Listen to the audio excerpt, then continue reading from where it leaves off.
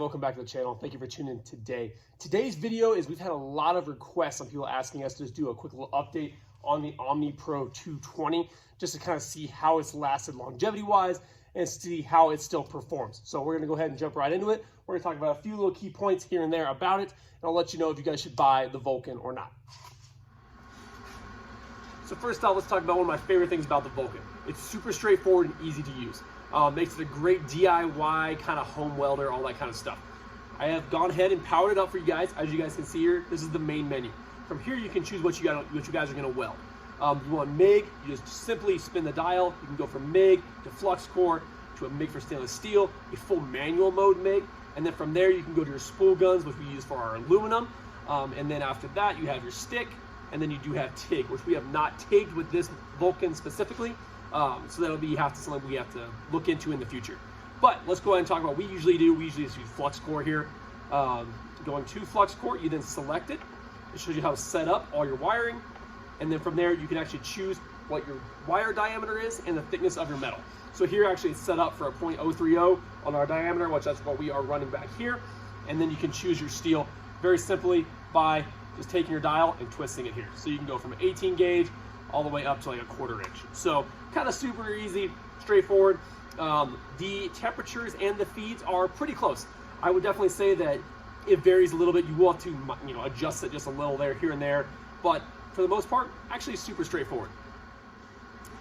And then from there, once you decide what you actually want to weld and all that, you just hit confirm in the middle, and now you're here to your actual feed rate and your temperature.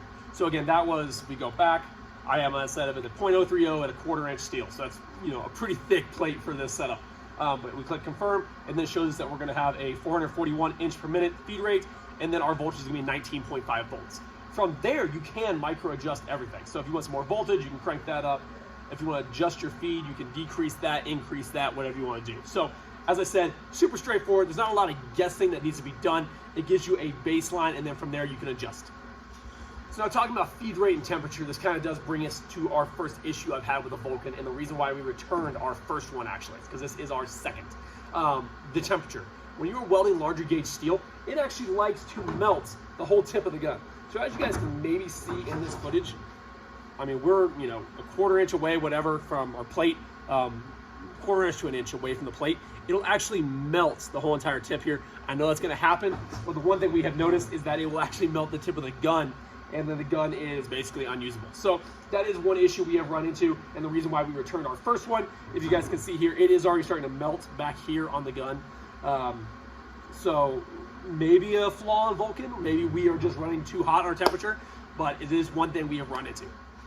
Another complaint other people have had, that I don't personally think it's a complaint just because you can't adjust everything. People talk about the pre-programmed settings are too hot, too cold. Well, it's just an average. I mean, it's just they're kind of giving you a range that you can go into, and then from there you adjust your feed rate and your temperature. So it's kind of one of those things where I could see where someone gets a little annoyed, meaning that, okay, I have 18 gauge steel, put this on there, burns holes in it. Just decrease your feed rate or decrease your voltage as well, and then you shouldn't have that issue. So it's kind of hit or miss on that being an actual problem. I would just say that it's kind of a user error. One other complaint that I've seen online that we have not super experienced personally is that the switch actually arcs and kind of shocks a little bit. A lot of the reviews on Harbor Freight's website kind of talking about the Vulcan, or just on Google in general, shows when you guys kind of hear that? The switch arcs and shocks a little bit when you're actually turning it on and off. So if you're not firm enough to actually turn that switch on and off, if you kind of hesitate while pushing the button, you can hear it kind of burning a little bit back inside there, which I have seen a lot of people have talked about how turning it on, it actually shocked immediately and burnt out their display screen. So, as you guys could have heard there, if it came up on the camera, it does do it a little bit. We have not burnt up our screen, but it is something that's a little odd with the switch mechanism here. Something you just need to pay attention to. Just make sure you hit that power button firmly off, firmly on. Another complaint I have had about the Vulcan is that this wing nut can strip out. So this is the one that just holds your gun and all that stuff onto the welder itself, which directs your feed and all that. If you over tighten that wing nut, this cheap cast aluminum or whatever it is will strip out. Our first one had it kind of happen. We had to tap it out again, which we managed to make do with it. But if you were to over tighten that wing nut, you're basically ruining this whole entire chunk here, which when we called for looking for parts for these Vulcans, you cannot get a lot of these main large components. So if you are buying this, I do recommend buying that 3-year warranty, simply because if you guys break anything from like the gun to anything stupid, I mean, even like if your clamp broke or any of that stuff, you can just return it back to Harbor Freight. Which brings me to another positive point about this. Because it is Harbor Freight will basically take back anything. Again, our first welder was, the only thing wrong was that our gun was kind of burning up and we could not actually get a whole new assembly for that. So we actually called them, asked them what they want us to do. They just said, come on and bring it in. We'll get you another welder. And then just like that, they switched it out for us on the spot and gave us a new one. So that warranty is fantastic through them, simply because they just want to, it is pretty good customer experience, or customer service, I would say. They're definitely willing to help. So that's one nice thing about Harbor Freight. But overall, guys, I think this is a pretty decent welder. I know some people are going to say that it's nothing compared to a Lincoln or a Miller, which I won't deny that. Especially right now with the prices getting higher on these, it's going to be more of a tough toss-up. When we bought this guy, it was $650, and then the extended warranty was a little bit more after that. But now these things are running right around $1,000, which I do think is a little steep on them. I know Harbor Freight has their coupons, but you're going to have to find the Vulcan Omnipro 220 specific one, not the 20% generic one, because I don't think that covers these. But if you had a coupon, still worth it. Without the coupon, I'd be a little hesitant, because I think the Lincoln, Home Depot Lincoln, is kind of comparable, right around $1,400.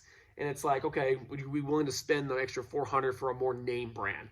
Which is kind of personal preference on that. But otherwise, I still think this is a great welder for anyone who's looking to get into basic fabrication, or you're just looking to get into one to have around the house for any DIY projects, fences, desks, anything you got. Out of the box, it comes with basically everything you need, except for an aluminum spool gun and the TIG attachment. But other than that, you don't really need that. It comes with flux core wire, it comes with MIG wire, so if you had gas, you could run either of those. You will need a helmet. And, you know, other than that, it's handled everything we've thrown at it. I know we replaced our first one, but that was simply just because Harbor Freight didn't want to deal with ordering parts. So they were nice enough just to be like, yeah, bring it in, we'll swap it right out for you. So that was kind of cool. But other than that, still a great welder. So besides those little few small hiccup points that I talked about on this thing, I think it's definitely worth picking up if you can get it on sale, get it pretty decent price, more towards $700. Maybe someday they'll kind of bring it down, but I just think they're going to keep going up, because I think they're becoming pretty popular. If you guys go into Harbor Freight recently, you know these things really aren't on the shelf anymore. So worth buying? I'd say, you know what, maybe I'd say get it. I mean, why not? You know, we've used it, been just fine. So I hope this helps someone out there kind of talk about or think about getting one of these guys. If you guys have any other questions about the Vulcan, please let me know down in the comments below. And yeah, like and subscribe, guys, and just stay tuned. More to come.